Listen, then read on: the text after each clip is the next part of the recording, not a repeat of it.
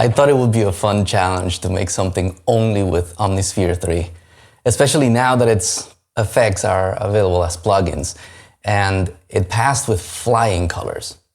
The only thing that I added at the end was a FabFilter Pro L2 just to catch the overs, and that's it. If you're a Cubase user, you can download the Cubase project for this if you're curious about it.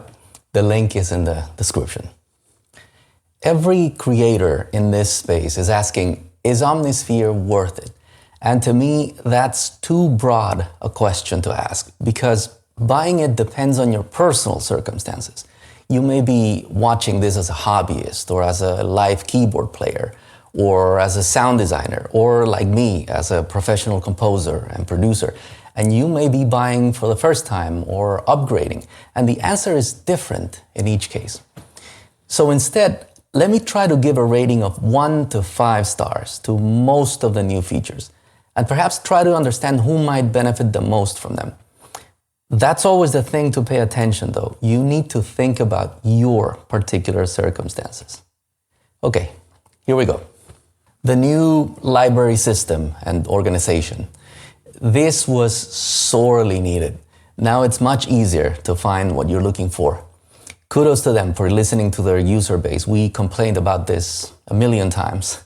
I'm giving this new system 5 stars, and I think it's good for everyone. A comment about the new sound sources. Apparently, the number of new sound sources is small, and there's discussion online about the actual number of unique new patches, around 8,000, someone said, being less than the figure that Spectrasonics advertises.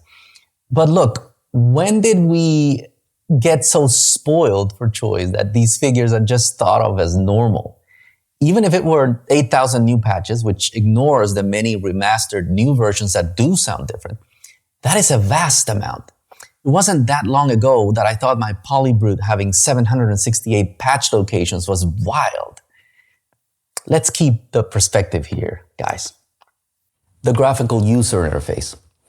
I don't share the opinion of others who are complaining about the interface looking dated. Yes, it does look dated, and this was a lost opportunity to give it a facelift, but that doesn't bother me too much. What does bother me is something that never made sense to me.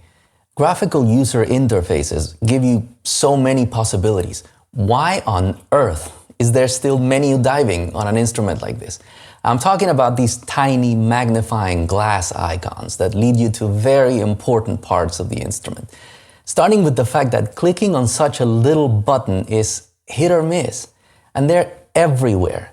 The mod matrix, the envelopes, the filters, the velocity curves. I'm not an expert in UI design, but I've never seen such a thing anywhere else. Have any of you? Pigments, for example, gets this so right with its system of tabs. I'm giving this one 3 out of 5. If you don't do much design yourself, then this may not be as big of a deal as it is for me. Adaptive controls. Great idea. Easy access. And I say this as someone that grew accustomed to doing these things the hard way. Things like affecting the attack and release by having to link all the parts manually. So 5 stars for me. I see live players and beginners especially benefiting from this, but also pros that just want quick tweaks on a patch in the middle of a fast session. Mutations. Super useful feature.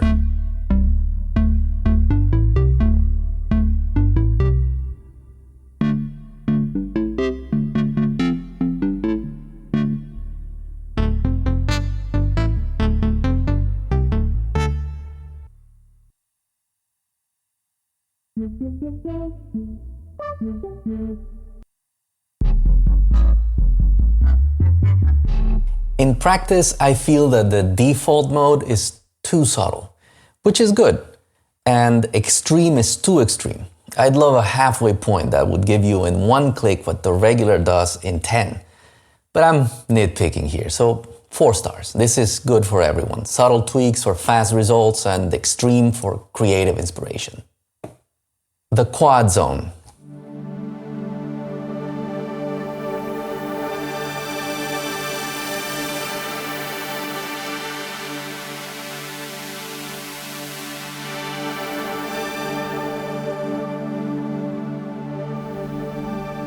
It's a good feature to have. I'm not seeing the great applications for me, to be honest.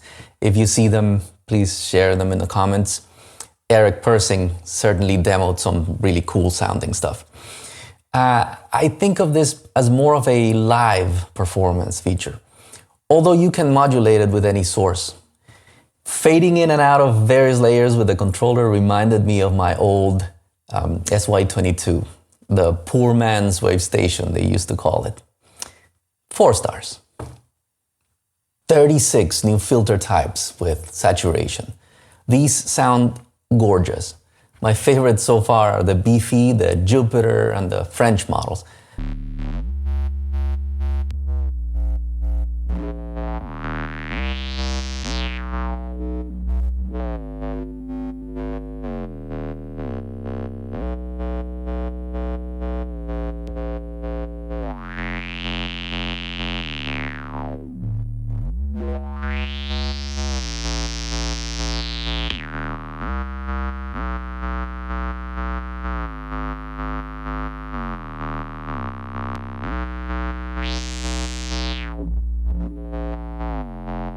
But the real star of the show is the gorgeous saturation the filter section now has.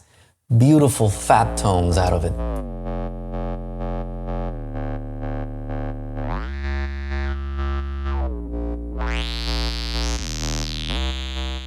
Five stars. This is good for everyone. Dual frequency shifter. Very interesting effect on the sound. I feel that this will be very useful to producers of neuro and similar styles. I may use it once in a while, but it's not for everyone. 4 stars.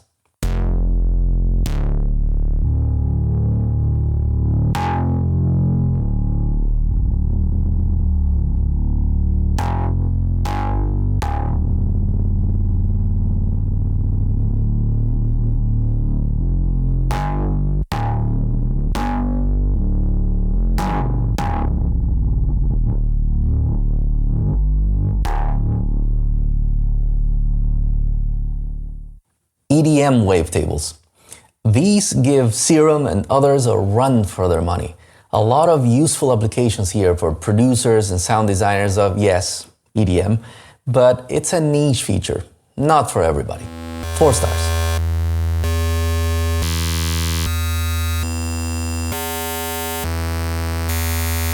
These sound great, but when I tried to find if you could scan through them, the parameter itself, the selection of the waveform, is not available as a MIDI destination, nor as a modulation destination. So, missed opportunity. It would have been a cool effect. I think that I've used that in a Hydra synth, and it was a cool sound. Maybe for next update. Unison phase scatter. Killer feature. It's another level from the usual unison sound we know and love.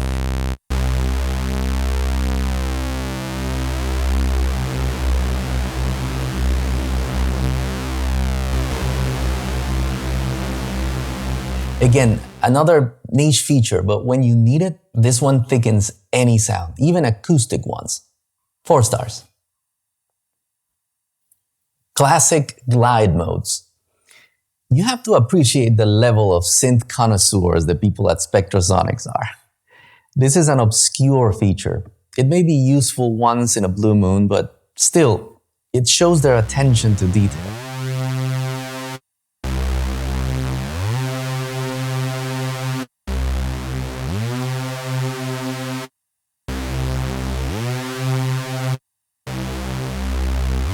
I'll give it 4 stars. This is something just for the synth nerds, like many of you and me. MPE expression.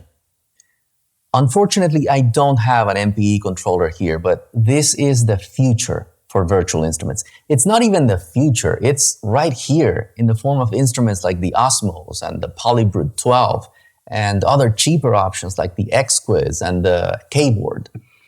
5 stars. Hardware support. I'm torn here. This is very useful for people that own these hardware instruments, which is probably a fraction of us. However, for those of us using MIDI controllers, I'm guessing the majority of us, what's available is very limited. Once I enabled my S49 under the hardware menu, what is auto-mapped is only the first 8 knobs to the first 8 functions in the adaptive controls page. That's it, which is hardly enough. Any control can be MIDI learned, and Omnisphere will retain these assignments. A tedious undertaking if you've ever done it. And none of this is bidirectional, so you have to remember what you did, as the parameter will not appear on your controller's screen. Third-party developer of NKS templates, Freelance Sound Labs, says it will be months before a new template will be offered for sale. The only workaround I've come across is from Jeff Gibbons, and it's for Cubase users, but after updating the firmware and trying all sorts of things, I couldn't get it to work. Jeff even graciously replied to my questions, but I had already tried his suggestions with no luck. So, absent any third-party solutions for now, ironically, those of us with MIDI controllers have the worst hardware support of all. Until that changes, this is 1 star for me. The effects. This is an immediate 5 stars for me. The quality is very good, and they're now available as plugins. You already heard them all over the mix for the initial intro piece.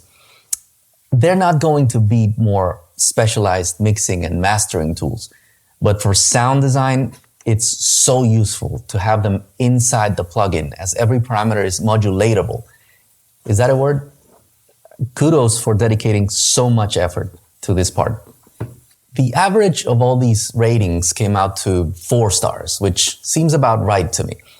This is my opinion, of course. Let me know if you disagree and what you disagree with in the comments. I'm always up for learning from all of you, which I've done a lot from previous videos. Should you get it? One thing is certain, it's not a cheap instrument. If you're buying it new, $500 is steep. $500 can buy you a whole new DAW these days. Worthy contenders for your money include Native Instruments Complete. Its ultimate version is around $1,200, but Native Instruments often runs sales for half, once in the summer, sometimes another for Black Friday or the holidays. It's got a much larger source of sounds, even if its flagship synth, Massive X, has fallen a little behind the times. Arturia's V Collection 11 is about $700, and it does a wonderful job covering synth emulations and newer models like the Mini Freak, modern takes on orchestral instruments, and it's available rent-to-own from Splice for $24.95 a month for 28 months. But these are all expensive instruments, even if you're a professional. For me, it was an upgrade, so it was $200, and that was a no-brainer. I think it is for anyone who was already a user of Omnisphere 2. Then again, the economy is not that good for many of us, so be careful balancing this purchase against everything else you have going in your life. One last comment about the company itself. The last time this company got some money from me was nearly 10 years ago. While others bleed you little by little, Spectrasonics works quietly and drops so much value at a time. And there's a lot of value here. They even offer an upgrade to Atmosphere license holders. You know how long ago that was? Atmosphere was launched in 2002. Compared with some companies' downright predatory pricing strategies, Spectrasonics is so much more ethical with its customers. That should be praised in this day and age. Hope all this was useful to you. Like and subscribe if it was. See you on the next one.